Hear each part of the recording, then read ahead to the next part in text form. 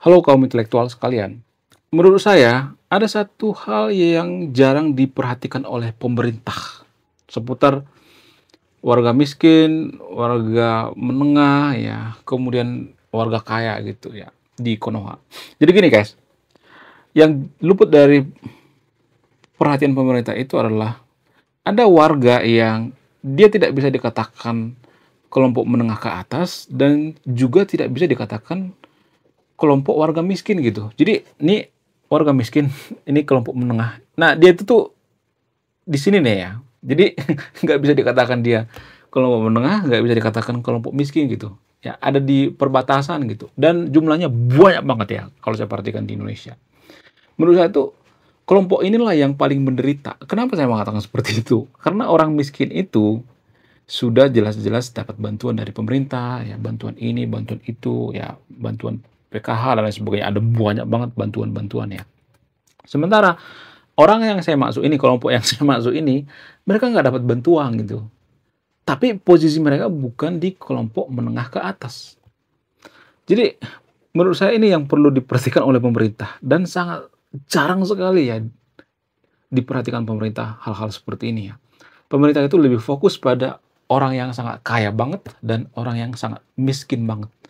Jadi yang di tengah-tengah ini nih yang nggak pernah diperhatikan pemerintah. Padahal ya kelompok-kelompok ini, mereka inilah tulang punggung perekonomian Indonesia. Karena apa? Karena mereka bayar pajak, ya cicilannya banyak. Biasanya kelompok-kelompok seperti ini yang saya maksud ini cicilannya banyak banget. Ya, rumah ada cicilan, mobil ada cicilan, ya semuanya dicicil ya, HP ada cicilan. Jadi hidupnya itu cuma buat cicilan gitu. Tapi mereka bukan keluarga miskin gitu. Kalian punya nggak sih teman seperti itu? Saya tuh sering memperhatikannya, kelompok-kelompok seperti ini ya. Kemudian beberapa hari yang lalu ada video viral di media sosial di mana ada orang kaya punya mobil, rumahnya bagus ya, rumahnya pakai keramik ya, pokoknya bagus banget rumahnya. Tapi dia minta bantuan sama pemerintah. Nah, yang jadi pertanyaan, kenapa bisa seperti itu? Kenapa orang kaya tidak merasa dirinya kaya gitu? Padahal punya mobil loh. Kenapa bisa seperti itu? Apakah ini faktor daripada budaya? Apakah ini faktor daripada keserakahan? Apakah ini kelalaian pemerintah? Apa fakta yang sebenarnya? Apakah ini ada hubungannya dengan gotong royong?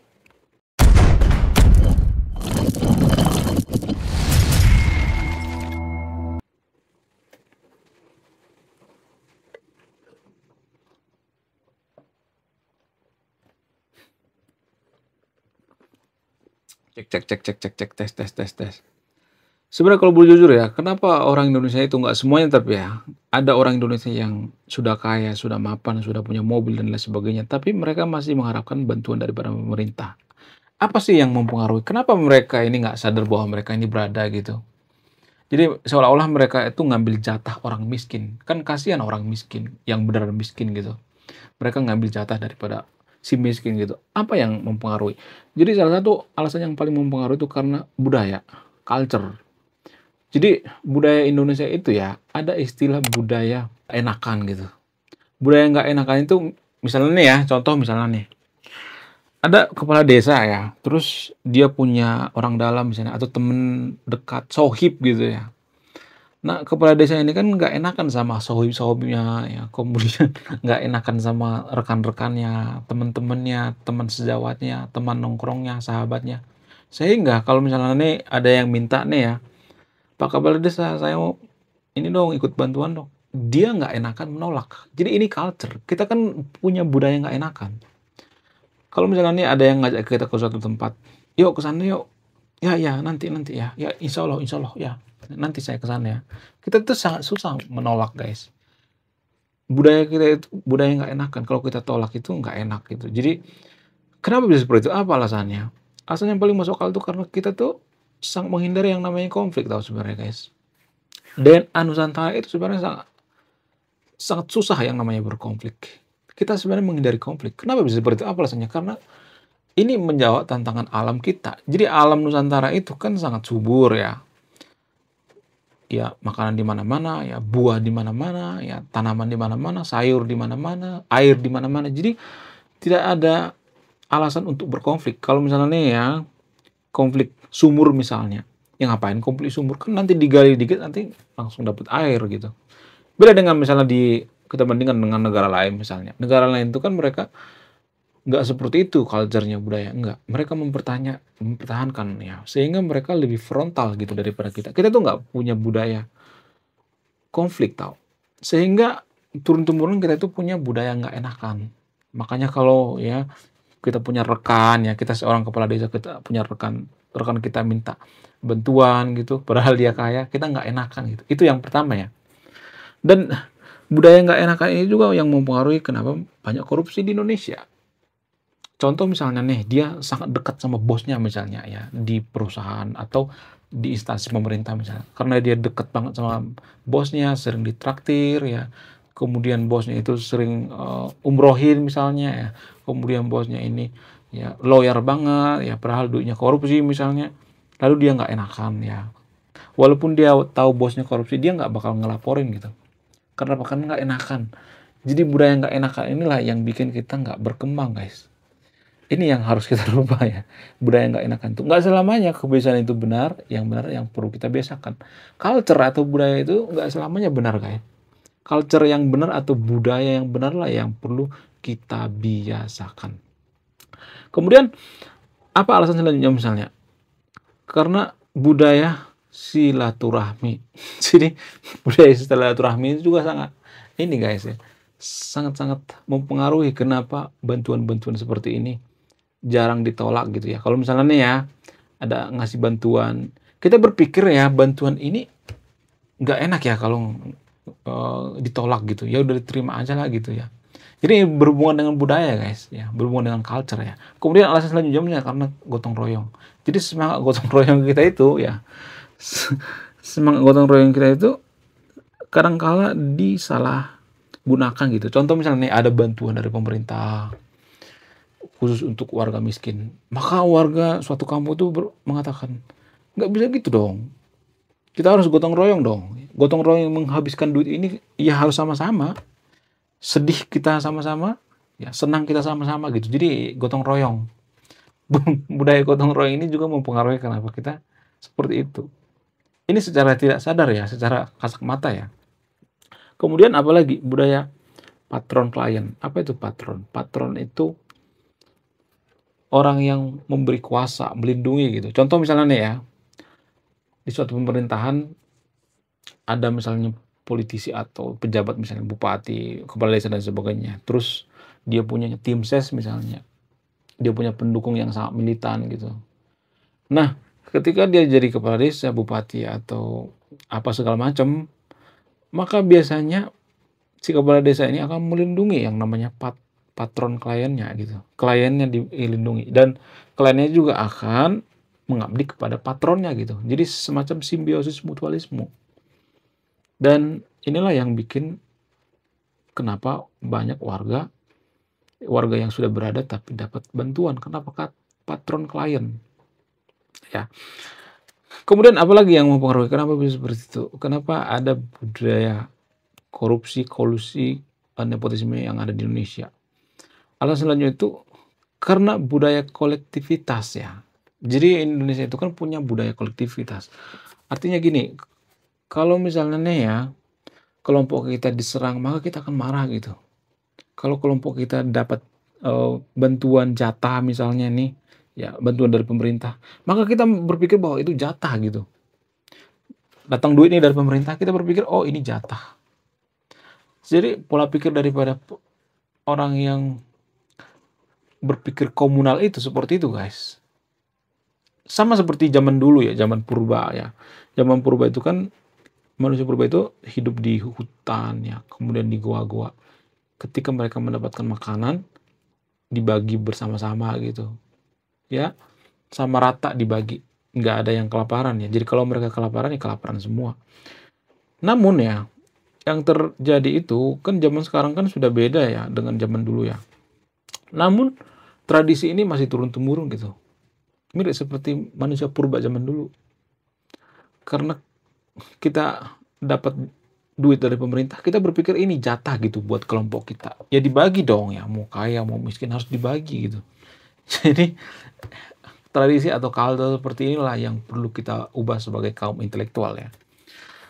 Kemudian beberapa hari yang lalu viral di media sosial di mana ada rumah orang kaya dapat bansos di video itu ya. Nah, ketika mau ditempel penerima bansos atau rumah ini, rumah orang miskin nggak mau gitu, nolak gitu. Tapi kan sebelumnya kan terima gitu. Ini kan nggak masuk akal ya. Ya nggak sih? Apa sih yang mempengaruhi kenapa bisa seperti itu? Apa alasannya? Salah satu alasan yang paling masuk akal itu karena mental miskin ya. Jadi mental miskin itu lebih berbahaya daripada kemiskinan itu sendiri. Ya, sangat berbahaya mental miskin. Saya juga tidak mengatakan saya kaya-kaya amat ya, enggak seperti itu guys ya. Tapi saya tuh nggak terlalu suka yang namanya ngemis-ngemis gitu, minta-minta gitu, ya ngemis-ngemis subscriber gitu, minta-minta disubrek, enggak, itu bukan tipe saya. Ya ngemis-ngemis di like gitu enggak, itu bukan tipe saya. Jadi ngemis-ngemis itu sebenarnya udah mulai dari media sosial kalau tahu guys. Dari kehidupan nyata terus dibawa-bawa ke media sosial. Jadi kalau ada orang yang ngemis-ngemis, tolong ya subscribe ya, like ya. Jadi orang-orang seperti itulah yang menularkan mental miskin gitu. Ini bentuk sederhana daripada mental miskin guys. Jadi sudah saya lakukan gitu, ya tanpa Anda sadari. Saya tidak pernah minta yang nonton untuk subscribe atau like, nggak pernah. Saya tuh pengennya berbagi gitu, berbagi ilmu pengetahuan. Saya pengen di Konoha itu ada kaum intelektual yang banyak banget sehingga kita menjadi negara maju. Kalau kaum intelektualnya sedikit, maka susah jadi negara maju. Harus banyak kaum intelektualnya. Semakin sedikit kaum intelektual suatu negara, maka akan semakin susah majunya. Kalau semakin banyak itu akan semakin cepat menjadi negara maju. Jadi mental miskin itu lebih berbahaya daripada kemiskinan itu sendiri. Kemiskinan itu kan kondisi kan. Sementara kalau mental miskin itu penyakit. Nah, kalau penyakitnya nggak sembuh-sembuh ya pasti miskin terus ya. Kemiskinan itu kan kondisinya gitu. Bisa aja orang kaya jadi miskin kan. Ada tuh banyak orang kaya tiba-tiba miskin gitu, tapi balik lagi kaya gitu. Tapi kalau yang mental miskin itu, kalau misalnya dia miskin gitu, terus nanti akan terus ya mental miskin ini akan terus ya diturunkan sama anaknya. Mohon maaf ya, saya tidak sedang menghina orang miskin di sini ya. Nanti mental miskin ini akan diturunkan sama anaknya, akan diajari anaknya mental miskin juga gitu. Apa sih mental miskin itu sebenarnya? Mental miskin itu dia suka minta-minta gitu. Ya dikit-dikit minta-minta gitu ya. Dan tidak terlalu suka yang namanya berusaha sendiri gitu, nggak terlalu suka. Kalau misalnya masih bisa berusaha, ya berusahalah gitu. Tapi kan orang yang bermental miskin itu, dia licik gitu ya. Dia masih bisa berusaha tapi dia minta-minta. Makanya dia miskin terus gitu. Bayangkan kalau di Konoha itu ya, kalau misalnya ada makan gratis gitu ya, kemudian ada sembako gratis, maka walaupun dia punya duit ya, punya beras di rumah, dia akan antri gitu ya, berjam-jam untuk mendapatkan sembako murah gitu ya. Makanya politik-politik di Indonesia itu memanfaatkan ini sebenarnya, karena kita tuh sangat suka yang namanya gratis-gratis ya, mental miskin. Ya, kalau mendengar yang gratis itu kok langsung cepat gitu. Ya, dengar diskon itu langsung cepat ya. Diskon itu kan sebenarnya enggak semuanya tapi ya, itu kan sebenarnya bentuk pengibulan sebenarnya itu, pembodohan ya. Misalnya nih ya, katakanlah ini harganya, katakanlah misalnya harganya 100.000 ya. Nah, harganya dinaikin dulu tuh, baru dibikin diskon 50%, misalnya jadi 150 gitu. Diskon 50%. Ya kan sama aja harganya 100.000, kan dinaikin dulu harganya.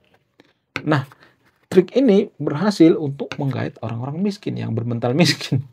Karena mereka berpikir, oh saya itu udah untung gitu karena ada diskonnya sekian-sekian, tapi kan sama aja harganya juga dinaikin ya kan.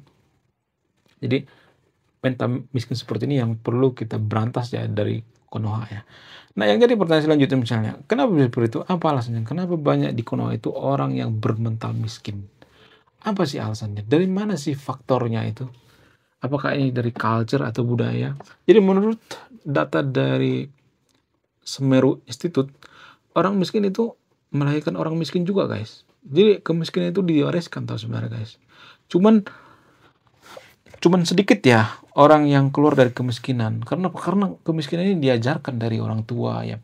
Prinsipnya, pola pikirnya diajarkan, semuanya diajarkan. Dari kecil kan diajari untuk menabung gitu. Sebenarnya menabung itu kan untuk jumlah kecil nggak jadi masalah, tapi kalau untuk jumlah gede kan nggak boleh lagi menabung, investasi. Ya, makanya harus mempelajari yang namanya instrumen-instrumen investasi gitu ya. Mempelajari tentang, ya banyaklah yang perlu dipelajari ya. Mempelajari tentang Bitcoin juga boleh ya. Tapi saya tidak nyuruh yang untuk beli Bitcoin ya, saham bisa, kemudian bisnis juga bisa ya. Terserah ya, yang penting investasi. Tapi pada intinya investasilah pada sesuatu hal yang Anda kuasai. Kalau Anda tidak kuasai, jangan coba-coba investasi ke sana. Kalau Anda mahir investasi dalam pertanian, sok investasi pertanian. Kalau Anda mahir investasi dalam teknologi, nggak jadi masalah. Teknologi aja. Jangan coba-coba investasi yang tidak Anda ketahui gitu. Karena Pak, karena itu seperti membeli kucing dalam karung. Jadi kita harus benar-benar mengetahui gitu investasi kita. Kalau enggak, ya mentok-mentoknya beli emas deh ya. Biar apa? Biar tidak tergerus oleh inflasi. Cuman kan emas itu kan kalau kita nyimpan emas satu apa ya, satu plastik misalnya nih ya, atau segini aja emasnya kan takut di maling kan. Jadi otomatis ya investasi lah. Tujuan terakhir itu investasi guys ya. Tapi jangan trading ya. Kalau di Konoha itu saya melihat banyak orang trading. Ya, boleh juga trading tapi kalau trading itu sekedar iseng-iseng doang gitu, bukan untuk bertahan hidup gitu ya, menguntungkan hidup nggak seperti itu ya. Kemudian ya, kenapa kelompok-kelompok menengah ini ada tuh kelompok menengah, tapi nggak bisa dikatakan kelompok menengah juga, dekat dengan kelompok miskin. Ya, jadi ini miskin, ini menengah, nah, dan di sini nih ya. Jadi nggak bisa dikatakan kaya, nggak bisa dikatakan miskin, kejepit dia posisinya. Dan orang-orang seperti ini jumlahnya banyak, lebih banyak daripada orang miskin kalau saya perhatikan. Dan tidak diperhatikan oleh negara kalau saya perhatikan tuh. Kenapa bisa seperti itu? Karena nggak ada data yang bisa melihat ini ya. Karena data-data yang diberikan di Konoha itu ya, misalnya nih ya, pemerintah Konoha nyuruh anggotanya untuk mensurvei gitu, bagaimana kemiskinan di Indonesia, apakah sudah naik apa turun, maka datanya biasanya nggak bisa dipercaya. Untuk menaikkan angka kekayaan atau untuk menurunkan kemiskinan di Konoha itu ya standarnya diturunkan. Itu saya perhatikan ya. Contoh ya, jadi di Indonesia itu kan ada prinsip yang mengatakan kalau belanjanya per hari itu di atas 100.000 maka itu dikatakan orang kelompok menengah ke atas ya. Kalau 200.000 atau 300.000 per hari itu kelompok kaya gitu. Kalau di bawah 100.000 misalnya ya, atau di bawah 50.000 gitu, nah itu orang miskin. Nah, ketika banyak orang yang yang belanjanya sehari itu di bawah 50.000 misalnya, maka standar daripada kemiskinan ini akan diturunkan lagi gitu ya. Mereka akan menurunkan di bawah 20.000 deh ya orang miskin ya, di atas 20.000 menengah gitu. Jadi seperti itu survei yang ada di Konoha. Untuk menurunkan angka kemiskinan itu seperti itu guys ya. Datanya dimain-mainin gitu. Bukan data faktual yang ada di lapangan. Nah, yang jadi pertanyaan kenapa bisa seperti itu? Apa alasannya? Jadi alasan yang paling masuk akal itu karena kejujurannya. Jadi mohon maaf ya guys, nggak semuanya orang Indonesia itu nggak jujur ya. Tapi rata-rata kan jujur ya. Maksudnya nggak semuanya orang Indonesia itu suka bohong ya. Tapi rata-rata suka bohong. Makanya jurnal-jurnal dari Indonesia itu ya, data-data dari Indonesia itu saya susah ya dipercaya. Dan saya juga malas ya ngambil data dari Indonesia. Nggak semuanya data ya, tapi dari contoh misalnya di Konoha ya, ada eh, institut bernama BPS misalnya. Datanya kan kadang-kadang nggak akur gitu dengan yang ada di lapangan, nggak tepat gitu. Makanya saya lebih sering eh, mengambil data dari luar gitu, dari World Bank misalnya ya. Untuk data kemiskinan itu kan lebih dipercaya yang namanya World Bank karena bahkan mereka tidak bisa dipengaruhi gitu dan mereka lebih jujur gitu. Itu dulu deh ya yang perlu dibenerin ya biar negara kita maju. Apa itu? Kejujuran. Dalam hal apapun kita harus jujur kan ya. Dalam teknologi kita harus jujur ya, riset juga harus jujur ya. Jadi kalau riset nggak jujur ya, data-datanya bisa dimanipulasi dong. Dan ini sangat berbahaya bagi kemajuan bangsa kita. Sangat-sangat berbahaya sekali. Oke, sekian video ini. Terima kasih sudah menyimak kami. Saya kaum intelektual. Salam rasional.